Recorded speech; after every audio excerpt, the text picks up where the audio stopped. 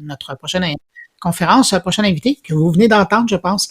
Il y a Catherine Antonissen qui va venir nous parler dans quelques instants, mais juste avant, je vais vous dire qu'on va tenter une expérience et c'est celle d'avoir des questions en direct. Ce qu'on va faire, c'est que, évidemment, je vais laisser notre invité faire sa conférence, mais tout de suite après, et on va vous inviter à envoyer vos questions. Alors, ça peut être des questions en texte, si vous n'avez pas le goût de vous faire voir la binette, mais sinon, si vous êtes prêt à jouer le jeu, ben vous pourrez apparaître et poser votre question en personne, et donc la poser en français ou en anglais, et si on a besoin de traduction, je le ferai avec grand plaisir. Et donc, n'hésitez pas. Alors, on va aller tout de suite à notre première invitée, conférencière. C'est une régulière du colloque du risque. Je suis contente de la retrouver encore cette année. Je parle de Catherine Antonissen, qui est vice-présidente aux relations extérieures de l'organisation Canary. Catherine, c'est à vous. Bonjour à tous. Je suis Catherine Antonissen, vice-présidente relations extérieures à Canary. Un grand merci à Bruno et à Richard et toute l'équipe risque pour l'invitation. C'est un grand plaisir de me joindre à vous aujourd'hui et de partager quelques pensées au sujet de cybersécurité et le rôle du secteur de recherche et l'éducation à propos de notre réponse nationale. Bon. Je voudrais commencer avec une histoire. L'histoire de cybersécurité au Canada et particulièrement au secteur de recherche et de l'éducation. Et avec cette histoire et les défis qui existent et qui évoluent, j'espère que nous pourrons nous engager contre les cybercriminels et que nous puissions nous engager tous ensemble.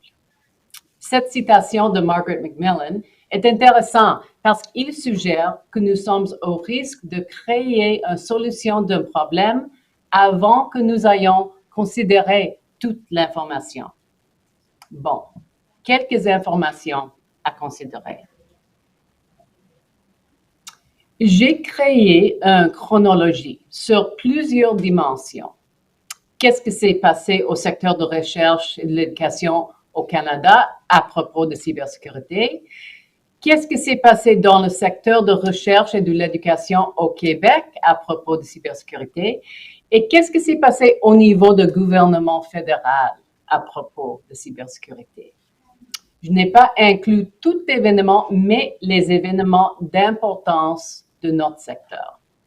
Et pour vous aider à situer les événements dans le temps, j'ai inclus le statut des Canadiens Montréal dans la même année que les autres événements. Bon. Et au cette diapositive, vous voyez quelques événements importants. Le lancement du groupe d'intérêt spécial en cybersécurité de Cuccio en 2007. La violation de la cybersécurité au Conseil de recherche national en 2014 et aussi la création de Serene Risk, fondée à l'Université de Montréal. Serene Risk s'appuie sur la mobilisation des connaissances, une approche multidisciplinaire servant à transférer les connaissances de leur point de création vers les utilisateurs finaux. Et en 2016, on a vu la première attaque de rançongiciel à l'University of Calgary. Un an après ça, en 2017, Canary a lancé notre projet de sécurité conjoint qui a évolué au système de détection d'intrusion dans notre programme initiative de cybersécurité. Et pendant cette année, Cuccio a lancé le projet d'analyse comparative avec BitSight, dirigé par Ryerson University. Et quand on voit les événements à propos de cybersécurité au Québec, on ne peut pas ignorer la violation de la cybersécurité aux Caisses de Desjardins en 2019. Ce n'était pas dans le secteur recherche et l'éducation, mais il y a 2,7 millions de personnes qui étaient affectées.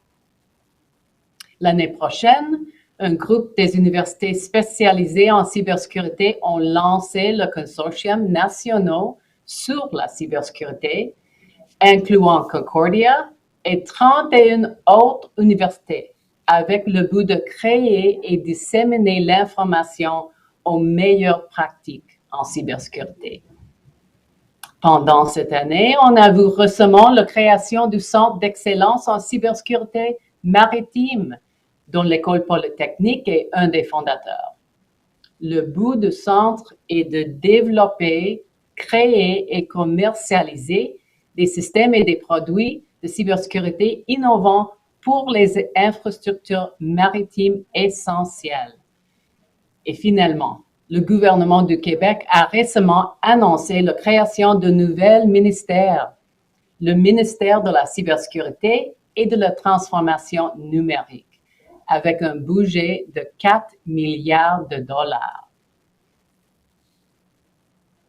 Et puis, on voit les initiatives au niveau fédéral. C'est clair que la violation de la cybersécurité au Conseil de recherche national était un wake-up call pour le gouvernement fédéral. C'était inhabituel pour le premier ministre de nommer le pays, la Chine, qui était responsable pour la violation. Et le gouvernement a répondu à les menaces qui viennent des États-nations comme la Chine. Premièrement, une des initiatives est le Centre de la sécurité des télécommunications, une organisation sous le département de défense et axée sur renseignements d'origine électromagnétique, protection des réseaux gouvernementaux et de l'information électronique. En 2018, le Centre de la sécurité des télécommunications a lancé le Centre canadien pour la cybersécurité. Et cette organisation a des services et des outils pour soutenir les entreprises canadiennes pour fortifier leur défense et de fournir les conseils sur l'évolution des menaces. Et en 2019, Canary ont reçu les fonds additionnels pour accroître le système de détection d'intrusion. Et à ce moment-là, 39 organisations et institutions ont participé dans le programme, mais avec les fonds additionnels, le programme a augmenté à 137 organisations dans le secteur. Et dans l'année 2020, Canary a reçu un nouveau mandat, un mandat de cybersécurité amélioré, dont je vais vous parler un peu plus tard. Aussi, en 2021, le gouvernement a lancé le réseau d'innovation en cybersécurité. C'est un investissement dans un réseau qui combine les recherches en cybersécurité, le développement des personnes avec les compétences experts en cybersécurité et le développement d'un secteur économique axé sur les services et les outils en cybersécurité. Il y a une demande de proposition pour une organisation ou un consortium des organisations pour gérer cet réseau, mais à ce moment-là, le gouvernement n'a pas encore choisi. Et tout ce que j'ai décrit est en réponse aux menaces des États-nations et le financement des cybercriminels. Aussi, c'est vrai que nous ne commençons pas aux mêmes places, parce que les menaces viennent des États-nations et les 4 pays que notre gouvernement a nommés sont la Russie, la Corée du Nord, l'Iran et la Chine. En combination, ils ont un budget militaire de 264 milliards de dollars américains. Et de notre côté, le budget de notre armée est moins que 10% de ça.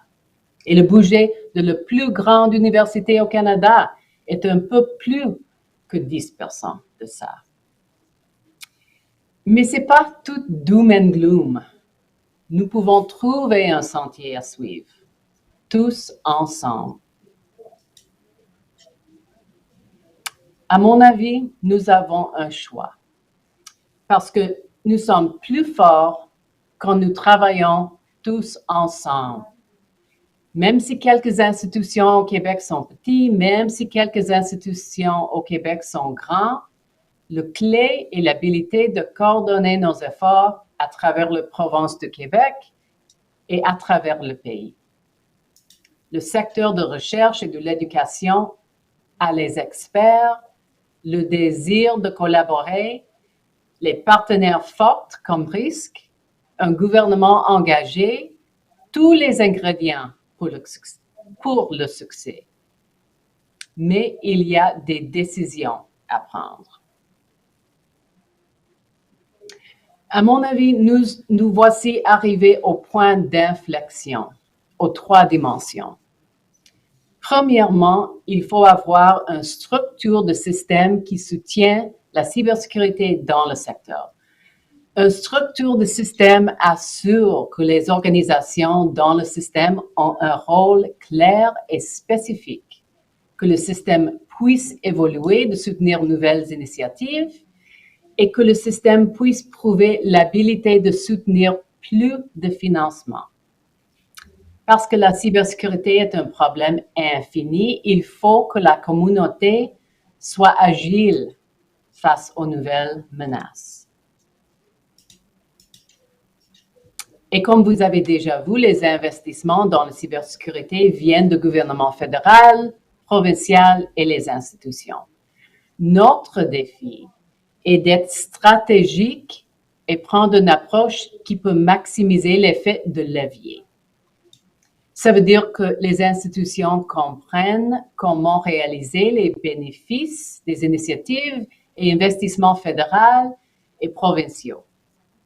Et c'est le rôle de nous, Canari et notre partenaire, d'être clairs et spécifiques à propos des initiatives et les occasions pour les institutions d'en bénéficier.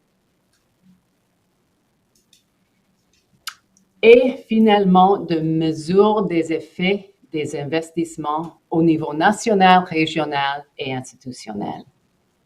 La capacité à mesurer le statut vis-à-vis de la cybersécurité au niveau institutionnel, régional et national livre un large éventail d'avantages. Pour les équipes techniques aux institutions, c'est une occasion de comprendre l'état général de leurs forces en cybersécurité et les domaines nécessitant une attention prioritaire. À cause de cette mesure et passée chaque année, les équipes peuvent déterminer comment leurs initiatives et investissements ont amélioré leur capacité en cybersécurité. Pour le leadership des institutions, c'est aussi une occasion de comprendre l'état général et d'identifier les activités et les investissements prioritaires, et aussi les lacunes qui restent.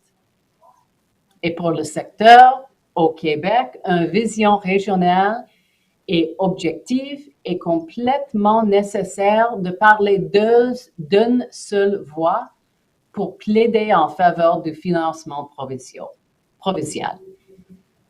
Et pour le secteur national, une vision nationale offre une occasion de encore parler d'une seule voix, soutenue par les données pour plaider en faveur du financement fédéral. À mon avis, les mesures de statut et la capacité du secteur de partager librement les données est fondamentale pour l'évolution du secteur. Je reconnais qu'il y a un sens dans le secteur qu'informations et données, particulièrement données liées à une violation, doivent être secrets et confidentiels. Mais c'est le partage d'informations qui permet un apprentissage à l'échelle du secteur et des défenses continuellement renforcées. La phrase « vous ne pouvez pas gérer ce que vous ne pouvez pas mesurer » est très appropriée quand on parle de cybersécurité. Et maintenant, on passe des idées à la réalité. On commence avec la structure du système. Cette diapositive illustre un système structural, où les institutions peuvent bénéficier et utiliser les services offerts par le niveau national et régional. Par exemple, les services nationaux sont les services communs pour tous. Par exemple, le FI de menaces ou le système de détection d'intrusion. Au niveau régional, les partenaires de RNR comme risque pourraient offrir des services de risque comme un pare-feu partagé et aussi les services nationaux et les services provinciaux. Le risque pourrait aussi utiliser les mêmes services. Et les institutions pourraient bénéficier des services offerts par les organisations régionales, les services nationaux, soit directement ou soit le biais d'une organisation régionale. Finalement, les institutions peuvent partager des données et participer au maintien du système. Et maintenant, comment lier les investissements à chaque niveau? Présentement, Canary a lancé le programme Initiative en cybersécurité, le PIC, et nous avons un mandat de cybersécurité renforcé. Donc, les institutions qui sont membres du risque bénéficient d'investissements fédéraux dans le programme, dans le PIC, et aussi des investissements fédéraux dans l'évolution du réseau de recherche et de l'éducation. Ces investissements axés sur l'évolution continue du réseau bénéficient à toutes les organisations connectées au risque parce que le réseau risque continue de renforcer la posture de cybersécurité. Et nos objectifs pour le PIC sont simples et clairs. Et les 3 objectifs décrits sur cette diapositive combinent de placer le secteur de recherche et de l'éducation dans une bonne position pour recevoir plus d'investissements fédéraux. Il y a 3 raisons pour ça. Premièrement, la défense du Canada est une responsabilité fédérale. Deuxièmement, le gouvernement est plus disposé à investir dans ce secteur quand le secteur parle d'une seule voix. Quand le secteur est fragmenté, c'est facile pour le gouvernement de retarder leurs décisions aux investissements. Et troisièmement, le gouvernement mesure tout. Donc, si c'est possible pour le secteur de mesurer le progrès des capacités en cybersécurité, c'est clair que les investissements fédéraux ont réalisé les objectifs stratégiques. Et le secteur au Québec a un rôle important de jouer dans le PIC. Vous voyez que le Québec a les plus organisations admissibles au pays. Et à propos de PIC, probablement, vous connaissez qu'à ce moment-ci, Canary a financé les 3 premières initiatives. Le pare-feu DNS de CIRA, le FI de menaces et le système de détection d'intrusion.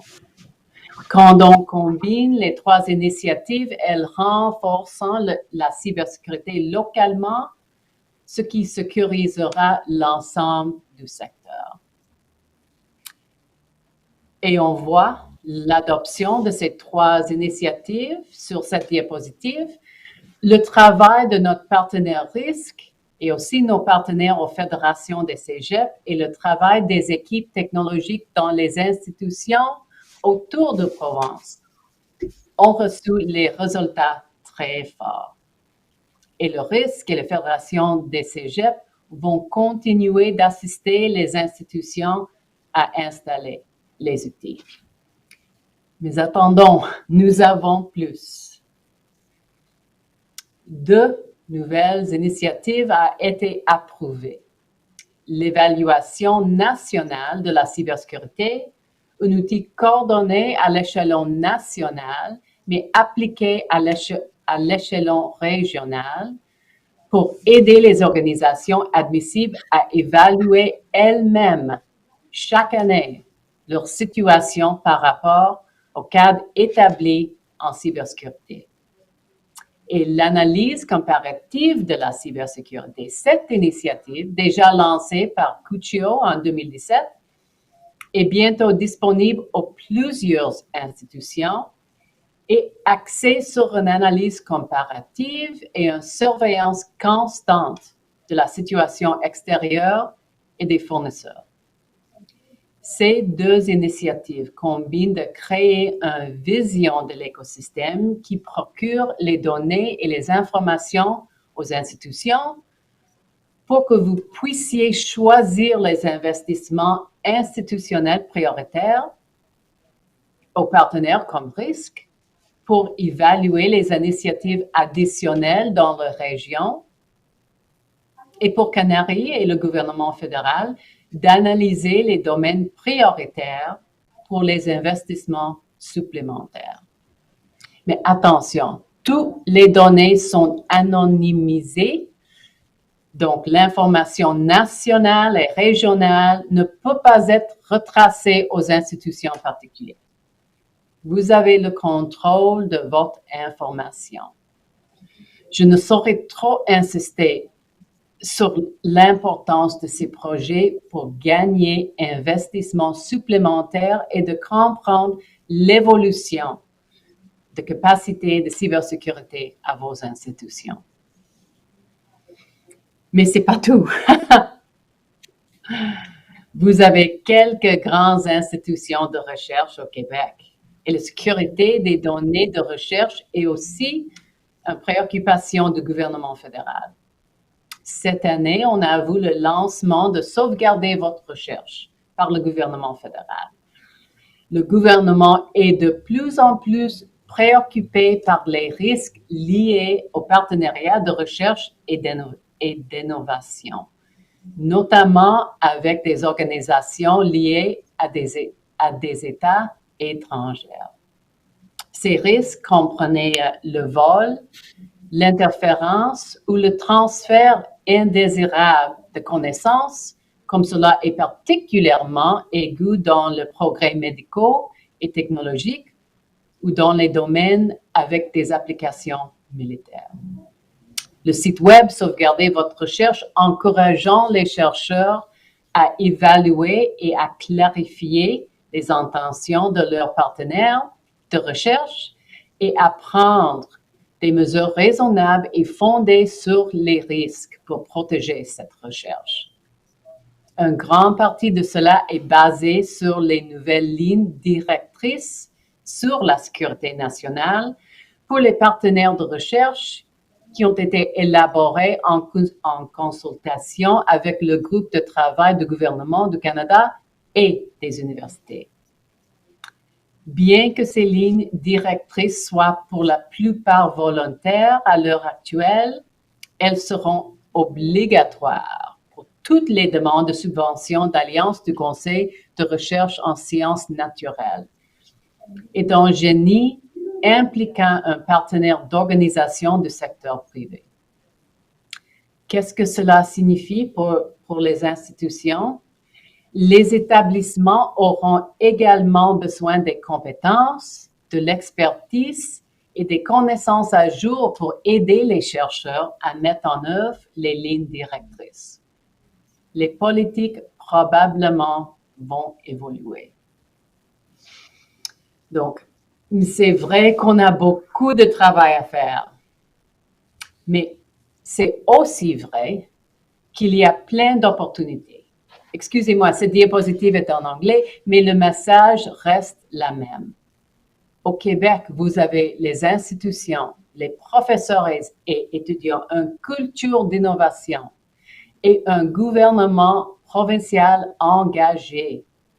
Ce sont des ingrédients pour un milieu de développement et commercialisation des services et outils de cybersécurité. Bon, j'ai utilisé quelques captures d'écran du site web de Mila et les captures d'écran illustrent le portée des partenariats avec Mila. Bon, tous ces partenaires n'ont pas nécessairement en cybersécurité, mais ils illustrent bien comment le gouvernement, le secteur de recherche et de l'éducation et le secteur privé peuvent travailler ensemble pour bâtir un milieu pour cybersécurité au Québec. À mon avis, Québec est dans la position de leader. Je pense que le Canada a beaucoup à apprendre de ce qui se passe au Québec. Et nous entendons. Donc, en conclusion, je vois un futur plein de possibilités pour nous. Tous ensemble.